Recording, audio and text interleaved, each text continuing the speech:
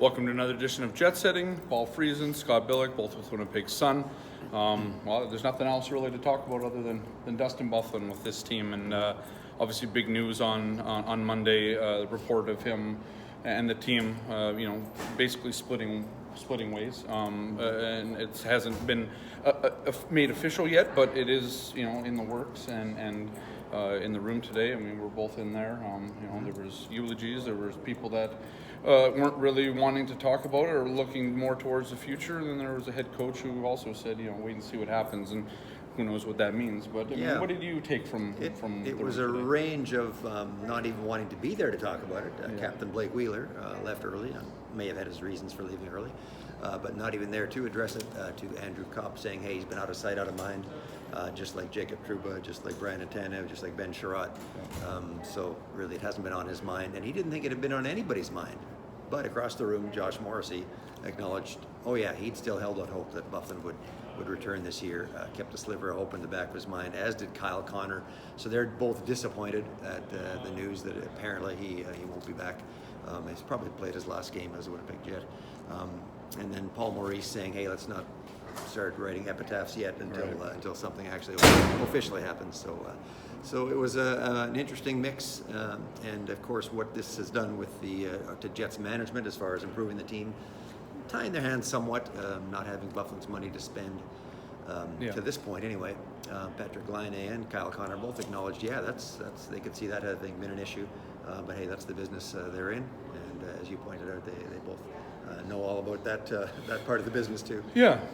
And so I guess what's left now is to wonder if this frees up Jets money, assuming this goes through and they terminate the contract and they have Byfuglien's money to spend. What do you think happens with that money and when? To me, I think, in my opinion, the Jets should be looking towards the future with it. So in terms of using that cap space to reload in the summertime when free agency opens on July 1st, that's where I feel that money should be spent. But there is also the prospect of them going on a run here, perhaps winning their next 4 or 5 games, putting themselves in that wild card spot, and then do you turn into a buyer, or at least do you use some of that money to bring in somebody on the back end? I think that's where this team's hurting the most on defense. And could you go out and find a rental, or maybe even a guy with 1 or 2 years left, and take advantage of some of that cap space? Now, I don't think they should really do that unless it's almost a guarantee that you're going to make the playoffs. But is there even a guarantee of that on February 24th when the trade deadline hits? I don't think so. So I think that money's better served being kept for the summer, where you can go out into that free agency and start, you can maybe make a splash. What this team needs to do, because we've seen this year what happens when you don't have a good defense.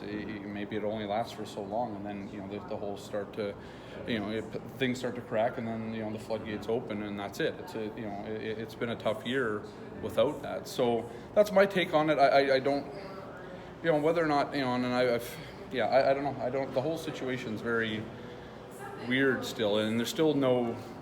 We were talking about there is closure, but there isn't yet. I mean, there's still a decision hasn't been made. Byfuglien wasn't put on waivers today, which would have been what needs to happen. He has to go on unconditional waivers to get him through that, and then they can terminate the contract. That didn't happen today. Could have happened tomorrow. Could happen on Thursday. I mean, there's a lot of time here for that to still happen. So it's interesting that such a large focus of not only today's conversation but throughout the season, and in the end here at the trade deadline, it may have no impact if the Jets don't spend that money now. Which in all likelihood, I agree with you. It'd be kind of silly to make a huge move and mortgage any kind of future with this team, which really isn't I think we'd be all surprised if it went on any kind of run from now until the trade deadline. Yeah, probably, right? I mean, everybody's looking at the one game that they won, the most recent game, but, some people lose track of the sight that they have also lost quite a few before that. And it's one game. Yeah, it's one game. Now, do they come out and play Nashville the same way? Do they come out and play St. Louis on Thursday the same way?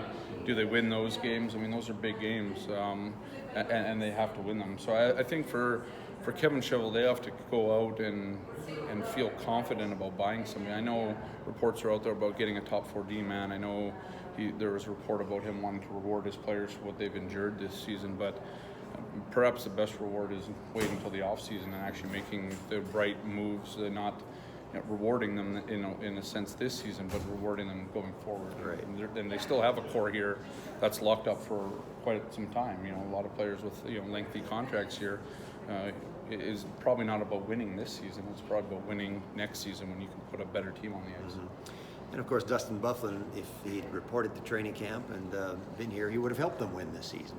Yep. If this is the end of Byfuglien, his last game as a Jet has been played, he leaves quite a legacy, doesn't he? Yeah. Most popular player in most the popular player, franchise's probably 8-9 years. Yeah, probably most popular player for sure by probably a mile. I mean, Patrick Laine would huge impact.